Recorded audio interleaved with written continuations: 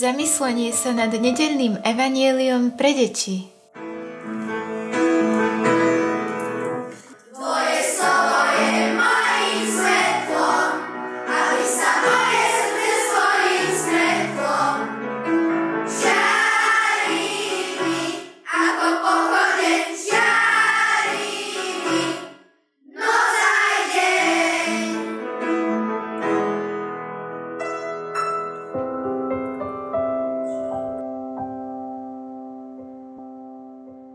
Z Evanjelia podľa Matúša. Ježiš išiel po predku a uberal sa do Jeruzalema.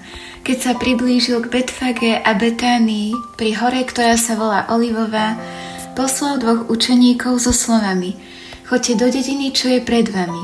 Len čo do nej vojdete, nájdete priviazané osliadko, na ktorom nikdy nejaký človek nesedel. Odviažte ho a priveďte. Ako Ježiš vedel, že tam bude osliadko a že na ňom nikdy nikto nesedel? Čo má všade kamery? Vieš, my vidíme iba to, čo je pred nami alebo za nami, ale Ježiš je Boh a nemá žiadne obmedzenia. Vidí všetko, čo bolo v minulosti, čo je teraz, aj to, čo bude. A videl aj to osliadko a chcel na ňom vstúpiť do Jeruzalema. Takže Ježiš vie, čo so mnou bude o 20 rokov? Veď to je super! Kedy mi to povie, chcem to hneď vedieť. Ježiš vie všetko, ale nám to netreba vedieť. Akože nie. Ak tebe to netreba vedieť, no mne to určite treba vedieť. Nikomu z nás to netreba, lebo by sme potom boli v strachu, napätí a neprežívali by sme to, čo je teraz. Je lepšie nevedieť všetko a netrápiť sa zbytočne pre budúcnosť.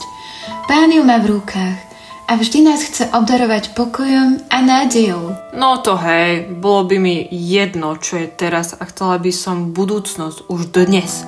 To je pravda. A je zlé to, že sa pýtam, ako bude v budúcnosti?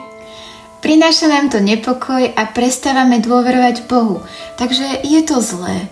Boh chce, aby sme boli radostní a aby sme mu dôverovali, že všetko nám dá v správnom čase a že ak máme niečo vedieť, povie nám to cez ľudí, situácie alebo prírodu. Ale naozaj nám netreba vedieť veľa.